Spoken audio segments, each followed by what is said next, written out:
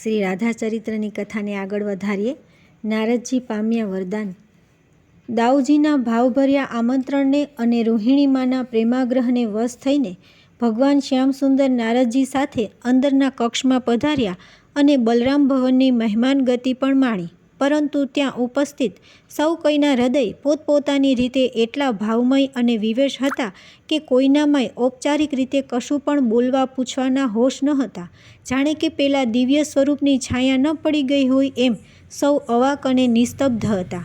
સૌથી વિચિત્ર સ્થિતિ તો નારદજીની હતી, કેમ કે એમણે ઘડી પહેલાં કક્ષ બહાર જે અભૂતપૂર્વ લીલાની ઝાંખી કરી તે શાને આભારી હતી તે જાણવા એમનું વ્યાકુળ મન ક્યારનું એ ઉત્કંઠિત થઈ ગયું હતું. સૌની હાજરીમાં ભગવાન શ્રી કૃષ્ણને આ અંગે કંઈ પણ પૂછવું એ અવિવેક જ જેવું ગણાશે એમ સમજીને વીણાપાણી મૌન રહ્યા. હવે તો ક્યારે પ્રભુ એકલા પડે અને આ લીલા દર્શન અંગે કંઈક પૂછવાનો મોકો મળે એની એમના મનમાં ચટપટી થઈ રહી હતી. તેથી ઝટ અહીંથી વિદાય થવા આતુર નારદજીએ રાણીઓને અને સુભદ્રાજીને સામેથી નમસ્કાર કર્યા.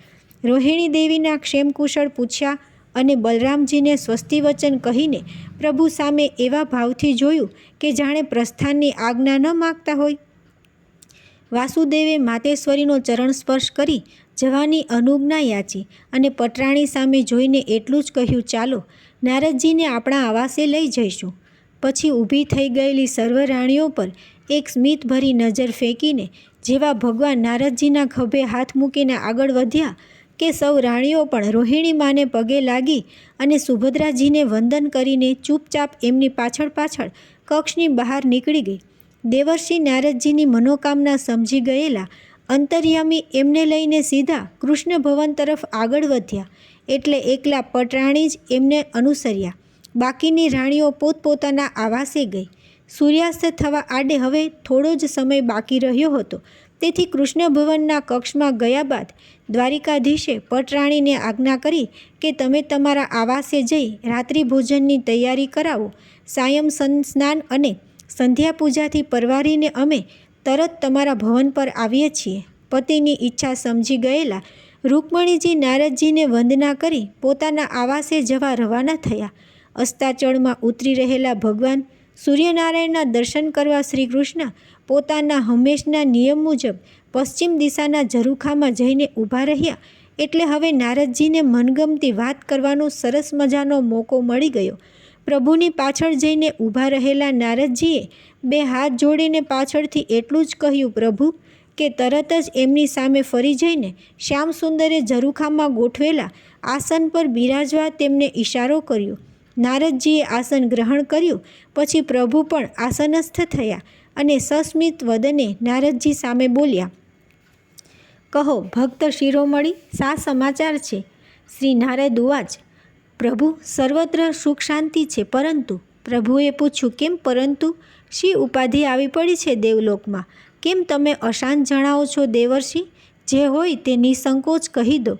નારદજીએ કહ્યું કે હે નાથ, હે નારાયણ, ત્રિલોકમાં ક્યાંય કશી જ ઉપાધિ રહી નથી. જે કંઈ અશાંતિ છે તે મારા મનની છે. મારી જિજ્ઞાસા ખૂબ વધી ગઈ છે. હસીને દ્વારિકાધીશે પૂછ્યું, શાની જિજ્ઞાસા? બોલો બોલો, આજે હું અત્યંત પ્રસન્ન છું. તમારી તમામ જિજ્ઞાસાઓ આજે સંતૃપ્ત થઈ જશે. પૂછી નાખો જે પૂછવું હોય તે. નારદજીએ હિંમત કરીને પૂછ્યું, સ્વામી, મેં હમણાં જે દ્રશ્ય જોયું તે શું હતું? આપની આંખમાં આંસુ કેમ હતા? સુભદ્રાજી આમ કેમ ઊભા હતા અને બલરામ હાથ જોડીને શાનું ધ્યાન ધરી રહ્યા હતા? સુદર્શન ચક્ર આપની આંગળી પરથી વિગલિત થઈને કેમ સૂઈ ગયું હતું? આ કંઈ લીલા હતી પ્રભુ? મને કંઈક તો કહો. પ્રભુ ખડખડાટ હસી પડ્યા અને પછી ખૂબ પ્રસન્નતાથી વધ્યા, દેવર્ષિ, તમે જે દ્રશ્ય જોયું તે તો મારા આ કૃષ્ણાવતારનું સાફલ્ય હતું. મુનિવર, તમે તો માત્ર બાહ્ય દ્રશ્ય જોયું, પરંતુ અંદરના કક્ષમાં રોહિણી મા દ્વારા જે કંઈ કહેવાઈ રહ્યું હતું તે જો તમે કાનોકાન સાંભળ્યું હોત તો મને લાગે છે કે તમે તમારો નારાયણ નારાયણનો જાપ ભૂલીને આજથી જ રાધે રાધેનો જાપ જપતા થઈ ગયા હોત. આટલું કહેતાં કહેતાં તો પ્રભુ એકદમ ધીર ગંભીર થઈ ગયા. એમનું આર્દ્ર ચિત્ત ફરી પાછું પોતાની વ્રજભૂમિના રોમાંચક સંસ્મરણોની યાદમાં ખોવાઈ ગયું. એમના કમળનયન પુનઃ બીડાઈ ગયા. થોડી ક્ષણો એમને એમ પસાર થઈ ગઈ. સામે ઘૂઘવતા અરબી સમુદ્રના ભરતીના કેફથી તોફાને ચડેલા પ્રચંડ અશ્વવેગી મોજા દ્વારિકાના અજય દુર્ગની તોતિંગ દિવાલો પર પછડાઈને ભગવાન દ્વારિકાધીશના વજ્ર હૃદયમાં આજ વર્ષો પછી જાગેલા અદમ્ય ઉત્સાહ પૂર્ણો જાણે કે પડઘો પાડી રહ્યા ન હોય તેમ હર્ષનાદરૂપી નિનાદ ગજવી રહ્યા હતા. નારદજી માટે તો આ દ્રશ્ય પણ અનુપમ ને અનન્ય હતું, કેમ કે આ રીતે સાંધ્ય વાતાવરણમાં શ્યામ સુંદરને આ ઉંમરે આટલા શાંત, સ્વસ્થ ને પ્રસન્નચિત્ત નિરખવા એ પણ એક આહલાદક લહાવો હતો. થોડી વારે આંખો ખોલીને વાસુદેવ બોલ્યા, નારદજી, યોગાનું યોગ ગણો કે વિધિ નિર્મિત, પણ આજે તમે એવા સુયોગ્ય અવસરે દ્વારિકામાં પધાર્યા છો કે જ્યારે મારા હૈયાનો વર્ષો જૂનો ઋણભાર ચૂકતે કરવાની મને સુવર્ણ તક પ્રાપ્ત થઈ છે અને આજથી જ એની શુભ શરૂઆત થઈ પણ ચૂકી છે.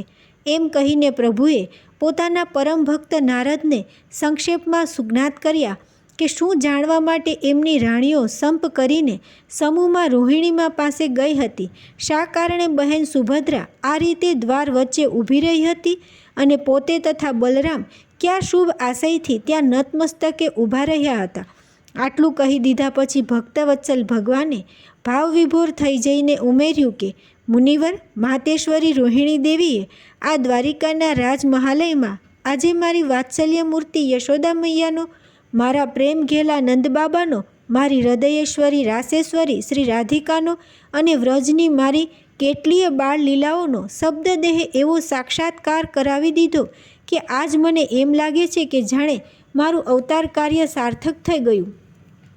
નારદજી, હું આજે અત્યંત પ્રસન્ન છું અને સવિશેષ પ્રસન્ન તો તમારા પર છું, કેમ કે હું તો આ શ્રીકૃષ્ણના માનવ દેહ રૂપે ધરતી પર આજ છું ને કાલ નથી, પરંતુ તમે તો યુગાનુયુગ સુધી ત્રિલોક પર વિહરનાર એકમાત્ર અમર વિભૂતિ છો. તેથી આજે જે લીલા દર્શનના તમે પ્રત્યક્ષ સાક્ષી બન્યા છો તેનો મહિમા તમારા થકી જ આ ભૂખંડ પર અનેક ઋષિમુનિઓ તથા સાધુ સંતોના હૃદય સુધી પહોંચશે એની મને પૂર્ણ ખાતરી છે. અને તેથી ખૂબ પ્રસન્નતાપૂર્વક હું કહું છું કે માગો હે મુનિવર, આજના આ ધન્ય મંગલ પ્રસંગની ચિરસ્મરણીય સ્મૃતિમાં તમારે મારી પાસે જે વરદાન માગવું હોય તે વિના વિલંબે અને નિસંકોચપણે માગી લો. આટલું કહીને પ્રભુ પૂર્ણાનંદની પ્રસન્ન મુદ્રામાં નારદજી સામે જોઈ રહ્યા.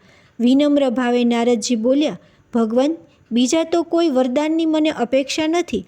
નિજ ભક્તનું સદાય માંગલ્ય ઈચ્છતા આપના શ્રી ચરણ કમળમાં મારી તો કેવળ એક જ નમ્ર પ્રાર્થના છે કે આજે મેં આપ ચારેયના અતિ અદ્ભુત અદ્રષ્ટાશ્રુતપૂર્વ મહાભાવાવેશ સ્વરૂપના જે અલૌકિક દર્શન કર્યા તે જ ભુવન મંગલ ચારેય સ્વરૂપ આ ભારત ભૂમિ પર જનસાધારણના અને ભક્ત સમુદાયના દર્શન કાજે પુનઃ પુનઃ પ્રગટ થયા કરે એવું કોઈ વરદાન આપો.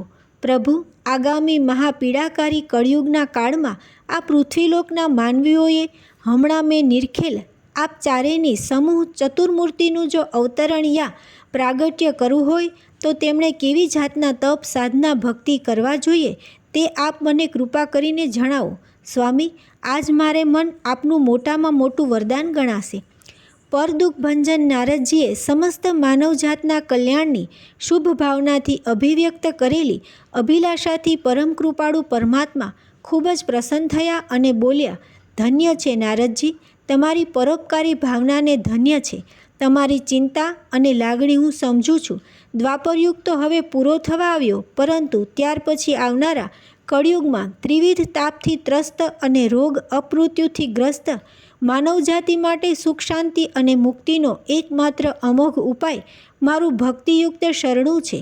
એ વાત તો મેં કુરુક્ષેત્રની રણભૂમિ પર ગીતા વાચનામૃત દ્વારા વહેતી કરેલી જ છે, પરંતુ આજે હવે એમાં થોડો ઉમેરો કરવાનું મન થાય છે કે કેવળ મારી એકલાની ભક્તિ કરવા કરતાં જો કોઈ માનવી મારી નિત્ય આહલાદિની શક્તિ પ્રેમલક્ષણા ભક્તિ સ્વરૂપા ગોલોકેશ્વરી શ્રી રાધિકાજીની તન મન હૃદયથી ભક્તિ કરશે અને આ કૃષ્ણાવતારની મારી મહામાધુર્ય શિખરણી વ્રજ લીલા કથાઓનું સમૂહમાં રસગાન કરશે તો હે નારદજી, જેમ અર્જુન દ્વારા માનવજાતને મેં ગીતામાં કોલ આપ્યો છે કે યદા યદા હિ ધર્મસ્ય ગ્લાનિર્ભવતી ભારત અભ્યુત્થાનમ ધર્મસ્ય તદાત્માનમ સૃજામ્યહમ પરિત્રાયણમ સાધુનામ વિનાશાય ચ દુષ્કૃતામ ધર્મ સંસ્થાપનાર્થાય સંભવામી યુગે યુગે.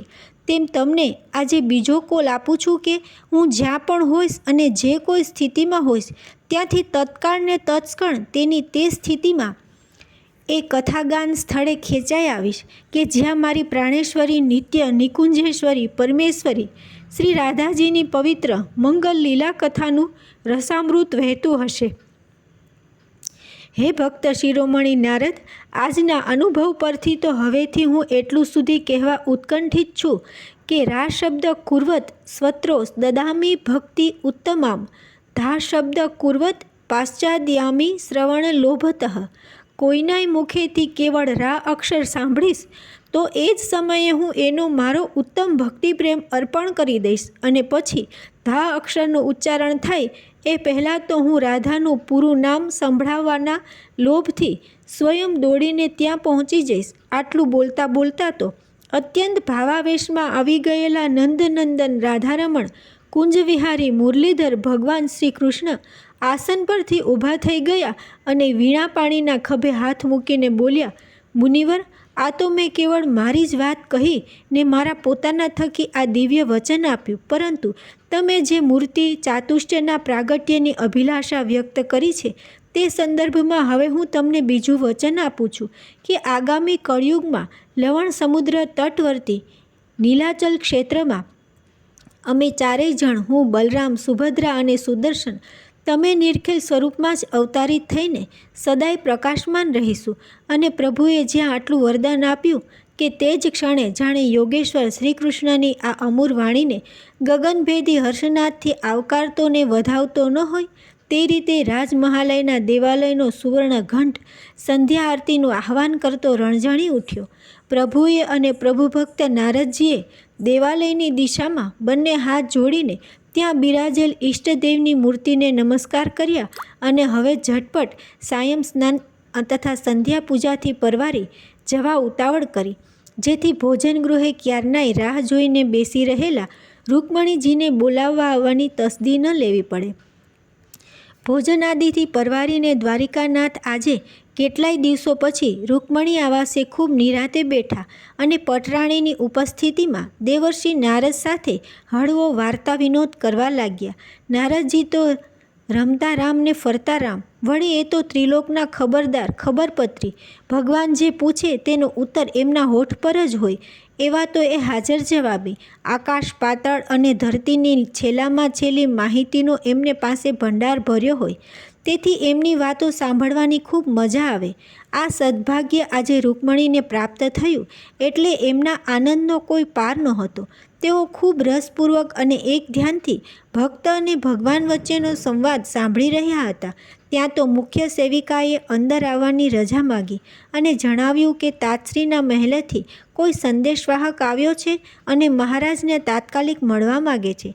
પ્રભુએ એને અંદર મોકલવાની આજ્ઞા આપી એટલે થોડી જ વારમાં વસુદેવજીનો અંગત સેવક મહારાજ શ્રી કૃષ્ણ સમક્ષ હાજર થયો અને પ્રણામ કરીને બોલ્યો, મહારાજનો જય હો. તાતશ્રીએ અને માતૃશ્રીએ આપની તબિયતના સમાચાર પૂછાવ્યા છે અને શક્ય હોય તો અત્યારે જ આપના મુખકમળના દર્શન કરવાની ઈચ્છા પ્રદર્શિત કરી છે. પૂજ્ય માતૃશ્રીએ કહેવડાવ્યું છે જો આપનાથી ત્યાં આવી શકાય એમ ન હોય તો તેઓ બંને આપના સ્વાસ્થ્યની ખબર કાઢવા આપના મહેલે પધારવા ઉત્સુક છે. શ્યામસુંદર આસન પરથી ઊભા થઈ ગયા. એમને તરત ખ્યાલ આવી ગયો કે આજે બપોરની સભા ઓચિંતી બરખાસ્ત કરીને પોતે અસ્વસ્થ ચિત્તે પગે ચાલતા બલરામ ભુવન ગયેલા તે સમાચાર મોડા મોડા પણ પૂજ્ય વાસુદેવજી અને દેવકીમાને પહોંચી ગયા લાગે છે અને તેથી જો અત્યારે પોતે એમની સાથે મુલાકાતે નહીં જાય તો બેમાંથી એકેયને આજે આખી રાત ઊંઘ નહીં આવે. તેમણે સંદેશવાહક જોડે કહેવડાવ્યું, જાઓ પૂજ્ય માતૃશ્રી અને તાતશ્રીને જાણ કરો કે હું હમણાં થોડી જ વારમાં એમના આવાસે આવી પહોંચું છું, પરંતુ પહેલાં એમને એટલું જરૂર કહી દેજો કે મારી તબિયત તદ્દન સ્વસ્થ છે, માટે મારી કોઈ ચિંતા ન કરો. જાઓ. સંદેશવાહક ઝડપથી રવાના થયો. ઊભા થઈ ગયેલા પટરાણી અને દેવર્ષિને સંબોધીને વાસુદેવે કહ્યું, હું હમણાં જ પાછો આવું છું. તમારે અહીં બેસવું હોય તો અહીં જ બેસો. દેવી તમે એમ કરો, હું પાછો આવું ત્યાં સુધી નારદજી સાથે થોડો સત્સંગ કરો, પરંતુ એ પહેલાં કૃષ્ણ ભવન પર કોઈને મોકલીને કહેવડાવી દો કે મારા શયનકક્ષમાં મારી સાથે નારદજીના શયનનો પણ આજે પ્રબંધ કરે. બહુ વખતે દેવર્ષિ આવ્યા છે, એટલે આજે રાતે મારે એમની સાથે ઘણી બધી વાતો કરવાની છે. રૂકમણીનું મોં પડી ગયું. એમના મનમાં તો એમ હતું કે આજે સ્વામીનાથ મારા જ આવાસમાં નારદજી સહ રાત્રિ રોકાણ કરશે અને તેથી અગાઉની જેમ આજે પણ પોતાને એ બંનેના દિવ્ય વાર્તાલાપની સાક્ષી બનવાનું સદભાગ્ય સાંપડશે. પરંતુ પ્રભુએ તો પોતાના કૃષ્ણ ભવનમાં જ આજ રાતની શયન વ્યવસ્થા ગોઠવવાનો આદેશ આપ્યો. તેથી પટરાણી રૂકમણીજીના ગૌરવદન કમળ પર નિરાશાની કાળી વાદળી છવાઈ ગઈ. અંતર્યામી અવિનાશથી પોતાની અર્ધાંગનાની આ નાખુશી અને નિરાશા અછાની શી રીતે રહે? એમને મનમાં થોડું હસવું આવ્યું, પરંતુ આજના મહામંગલ દિવસે શ્રીકૃષ્ણ કોઈનાય આત્માને સહેજ પણ ગ્લાનિ પહોંચાડવા માગતા નહોતા, કેમ કે આજે દ્વારિકાના ઇતિહાસમાં પહેલી જ વાર કંઈક એવું બન્યું હતું કે જેનાથી આજ રાજમહેલ અત્યાર સુધી થયા કરતી રાજકારણી વાતોનું સ્થાન વ્રજભૂમિની દિવ્ય લીલાકથાઓએ લઈ લીધું હતું. અને એકવાર જામેલું આ દિવ્ય વાતાવરણ હવે પોતાના હાથે તો જરા પણ કલુષિત કે દૂષિત ન બને તે માટે મુરલી મનોહર વ્રજેન્દ્ર શ્યામસુંદર ઘનશ્યામ ખૂબ જ જાગૃત હતા. તેથી રૂકમણીના મનની ઈચ્છા સમજી ગયેલા દ્વારકાધીશે તદ્દન સહજ ભાવે કહી દીધું, રૂકમણી, તમારે આવવું હોય તો તમે પણ ત્યાં આવજો અને અમારી વાતોમાં ભાગ લેજો. અમારી ચર્ચા વિચારણામાં એવું કશું નથી હોતું કે જે અમારે લક્ષ્મી સ્વરૂપા દેવી રૂકમણીથી છુપાવવું પડે. ભગવાન શ્રી કૃષ્ણ પાછલા શબ્દો એવા ભાવથી બોલ્યા કે રૂકમણીજી શરમાઈ ગયા અને નીચું જોઈ ગયા. આટલું કહીને શ્યામસુંદર તો ત્યાંથી સીધા જ શ્રી વસુદેવ દેવકીજીના આવાસે જવા ઉપડી ગયા અને આ બાજુ પ્રભુના આદેશ મુજબ શયન વ્યવસ્થા કરવા સારું રૂકમણીજી કૃષ્ણ ભવનના મુખ્ય વ્યવસ્થાપકને બોલાવીને જરૂરી સૂચનાઓ આપી દીધી. પછી જલપાન કરીને શાંતિથી બિરાજમાન થયેલા નારદજીની સન્મુખ ઉપસ્થિત થઈને પટરાણી રૂકમણીને મુનિવરને વંદના કરીને કહ્યું કે હે દેવર્ષિ, આજે દ્વારિકાના આંગણે આપના પાવનકારી પગલાં થવાથી વાતાવરણમાં ગજબની શાંતિ અને સુવાસ પ્રસર્યા છે. મુનિવર, આપને શું કહું?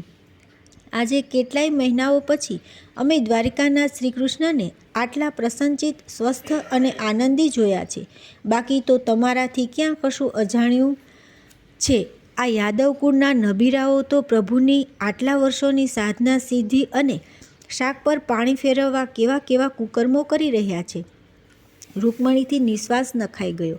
નારદજીને મનમાં થયું કે મહાદેવી પોતે પ્રભુના અર્ધંગના હોવા છતાં હજી કે માનવ શ્રી સહજ રાગ, દ્વેષ અને ચિંતા લાગણીથી મુક્ત થઈ શક્યા નહીં હોય.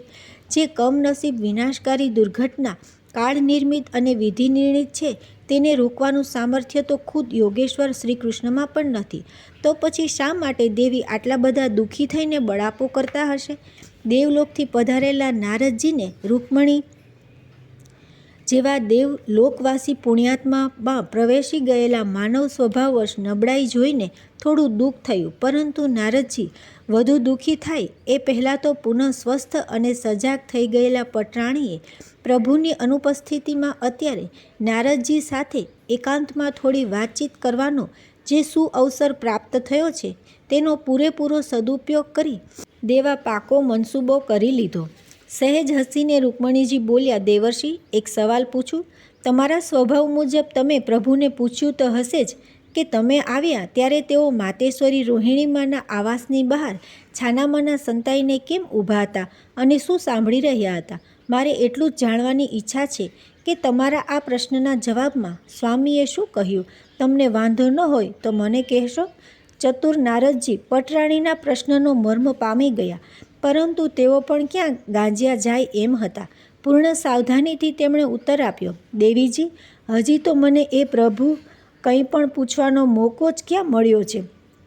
અને સાચું કહું તો મને પોતાને પણ ક્યારની એ અંગે ચટપટી થયા કરે છે, પરંતુ હું મારી મર્યાદા અંગે સભાન છું. પ્રભુની અંગત બાબતમાં હું કદી માથું મારતો નથી અને આવું સીધે સીધું પૂછવા તો મારી જીભ કદી ઉપડશે જ નહીં. તેથી હું તો આપને જ વિનંતી કરું છું કે આપ જ મને એટલું કહી દો કે કે આપ સૌ અંદરના કક્ષમાં માતેશ્વરી પાસેથી શું સાંભળી રહ્યા હતા અને પ્રભુને કેમ બહાર રોકી રાખવામાં આવ્યા હતા? આપ આટલી કૃપા કરશો તો પછી મારે પ્રભુને પૂછવાની જરૂર જ રહેશે નહીં અને મારી જિજ્ઞાસા પણ શાંત થઈ જશે. રૂકમણી તો બરાબર ફસાયા. પ્રભુ ભક્ત નારદજીની વાકચતુરી પર તેઓ મનોમન વારી ગયા, પરંતુ ચતુરાઈમાં તો એ પણ ક્યાં ઊણા ઉતરે એમ હતા. આખરે તો તેઓ નટખટ નંદકિશોરના પટરાણી હતા ને. તરત તેમણે ઉત્તર આપ્યો, મુનિવર, તમારા વિવેક મર્યાદા સાચે જ પ્રશંસનીય છે. હું તમારી મર્યાદા પણ સમજું છું. એટલે તમારી જે જિજ્ઞાસા મારાથી તૃપ્ત થઈ શકતી હશે તે જ હું તૃપ્ત કરીશ. બસ આજે તો સમય નહીં રહે, કાલે હું તમને બધું વિગતવાર કહીશ. પરંતુ નારદજી, એ પહેલાં તમારે મારું એક કામ તો કરવું જ પડશે.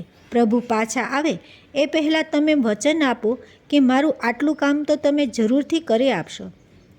રૂકમણીજી એવી લાગણીથી અને આત્મીયતાથી એટલું બોલ્યા કે નારદજી પ્રભાવિત થઈ ગયા. છતાં બોલે બંધાઈ ન જવાય તેની પૂર્ણ સાવચેતી રાખીને મુનિવર વધ્યા. દેવી, વચન તો શી રીતે આપું? હું જાણતો નથી કે આપ કયું કામ સોંપવાના છો, છતાં એટલી ખાતરી જરૂર આપું છું કે આપનું કંઈ પણ કામ જો મારાથી થઈ શકે એમ હશે તો તે કરવામાં હું મારી તમામ દેવી શક્તિ કામે લગાડીશ. બસ હવે ઝટ બોલો, કહી દો મારે શું કરવાનું છે. રૂકમણીજીને તો એટલું જ જોઈતું હતું. નારદજીની વધુ નજીક આવીને વિદર્ભ નરેશની ભીષ્મકના પુત્રી બોલ્યા, નારદજી, તમે જે દ્રશ્ય જોયું અને તમારા મનમાં જે અંગે જિજ્ઞાસા જાગૃત થઈ એની ભીતરમાં તો કંઈક બીજું જ છે. અમે 8 પુત્ર વધુઓ અમારા જ્યેષ્ઠ સાસુમા પાસે શું જાણવા માટે ગયા હતા એ તો હું તમને કહેવાની જ છું, પરંતુ અમે કેમ એ જાણવા ઉત્સુક બન્યા એની પાછળ તો તમારા પ્રભુ પોતે જ કારણભૂત છે. એમણે જો રાધાનું નામ દઈને ચીસ પાડી ન હોત તો અમારે શું કામ આટલા વર્ષો બાદ એમના જ માતૃશ્રી સમક્ષ એમની એ બાળસખી વિશે કંઈક જાણવાની જિજ્ઞાસા વ્યક્ત કરી પડવી હોત. દેવર્ષિ, સાચું કહું તો સ્વામીનાથ પોતે જ આ આખી ઘટનાના સર્જનહાર છે અને પાછા કહેવા ડાયા ડમરા થઈને જાણે કંઈ જાણતા જ નથી એમ છાનામાના સંતાઈને અમારી વાતો સાંભળવા ઊભા રહી ગયા હતા. હું એમ કહું છું કે આ ઉંમરે એમને એવું તે કેવું સ્વપ્ન આવ્યું કે નાના બાળકની જેમ ઊંઘમાં રાધા રાધા નામનું રટણ કરીને આક્રંદ કરવા લાગી ગયા, જેના લીધે બધી રાણીઓ મને ચોંટી પડી અને મારે એમને માતેશ્વરી પાસે લઈ જવી પડી. જિંદગીમાં પહેલી જ વાર ભગવાન શ્રી કૃષ્ણના પટરાણીના મુખેથી પોતાના પતિ પરમેશ્વર પ્રત્યે આવો પુણ્ય પ્રકોપ સાંભળીને હેપતાઈ ગયેલા નારદજીને ઘડીભર તો એમ જ થઈ ગયું કે આ પતિ પત્નીના વ્યક્તિગત મામલામાં પોતે શું કામ નિમિત્ત બને. પછી બીજી જ ક્ષણે એમના ચિત્ત પ્રદેશમાં એવો પણ વિચાર ઝબકી ઉઠ્યો કે ખુદ પ્રભુના જ ઘરમાં મારે મારી નારદ વિદ્યા અજમાવી પડે એવા જે સંજોગો અત્યારે દેખાઈ રહ્યા છે તેના પાછળ કેમ જાણ્યું જગન્યા જગદીશ્વર જ કોઈ દિવ્ય ઈચ્છા કામ કરતી નહીં હોય. બે જાતના વિરોધીભાસી વિચારો વચ્ચે અટવાઈ ગયેલું નારદજીનું મન એવું ચક્રાવે ચડી ગયું કે હવે તો આ વાતનો પૂર્ણ તાગ મેળવ્યા વિના એમનાથી રહેવાયું નહીં અને તેથી તેમણે સામેથી પ્રશ્ન પૂછ્યો, દેવી, મને એ ન સમજાયું કે પ્રભુ ઊંઘમાં આવું કંઈ બોલી ઉઠ્યા હોય તો એ ફક્ત આપે એકલાએ સાંભળ્યું હોય ને, તો પછી અન્ય રાણીઓને આ વાતની ખબર શી રીતે પડી કે જેથી આ બધી સમ કરીને આપને રોહિણીમાં પાસે લઈ જવામાં સફળ થઈ. નારદજીનો આ માર્મિક પ્રશ્ન સાંભળીને રૂકમણીજીને લાગ્યું કે મુનિવર દ્વારા જો પોતાને મનોવાંછિત કામ કરવું પડશે તો ગઈકાલ રાતવાળી આખી ઘટના હવે એમને કહ્યા વિના છૂટકો જ નથી. એમણે અતિ સંક્ષેપમાં એ આખી બીના નારદજીને કહી સંભળાવી કે કેવા સંજોગોમાં સર્વરાણીઓ પ્રભુના મુખકમળના દર્શન કરવા પોતાના આવાસે સમૂહમાં આવી શયન કક્ષમાં સર્વની ઉપસ્થિતિમાં પ્રભુથી ઊંઘમાં શું બોલી જવાયું અને પછી સૌના મનમાં જાગૃત થયેલી જિજ્ઞાસા સંતોષવાના એકમાત્ર ઉપાય તરીકે રોહિણીમાં પાસે જવાનું કેમ ગોઠવાયું અને અંતે ઉમેર્યું કે નારદજી, પ્રભુ હવે તાજશ્રી મહેલેથી પાછા આવવામાં જાય છે, તેથી મારે તમને જે કામ સોંપવાનું છે તે હવે મને ઝડપથી કહી દેવા દો. મુનિવર, તમારી મારફતે ફક્ત એટલું જ જાણી લેવું છે કે ગઈકાલ રાત્રે સ્વામીનાથને એવું તે સ્વપ્નમાં શું દેખાયું કે તેમના જેવા યોગેશ્વરને પણ આમ ચીસ પાડવી પડી અને અકલ્પ્ય કલ્પાંત કરવું પડ્યું. દેવર્ષિ, કોઈ પણ રીતે તમારે આ સ્વપ્નનું રહસ્ય પ્રભુ પાસેથી જાણી જ લેવું પડશે અને મને કહેવું પડશે. બસ એક એટલું મારું કામ તમે કરી આપશો તો તમારો ઉપકાર હું જન્મોજન્મ નહીં ભૂલું. શ્રી કૃષ્ણના સહધર્મચારીણી આવી કાકલુદી સાંભળીને અત્યંત લાગણીવશ થઈ ગયેલા નારદજી કંઈ પણ પ્રત્યુત્તર આપે તો શ્યામસુંદર શ્રીકૃષ્ણ તાત ભવનથી પાછા રૂકમણી ભવન પર આવી ગયા અને આવતા વેત સીધા નારદજીને સંબોધીને કહેવા લાગ્યા, મુનિશ્રેષ્ઠ, તમે એવા શુભ ચોઘડિયામાં દ્વારિકાની આ પુણ્યભૂમિ પર પગ મૂક્યો છે કે તમારે પગલે પગલે મારી એક પછી એક મનોકામના પરિપૂર્ણ થઈ રહી છે.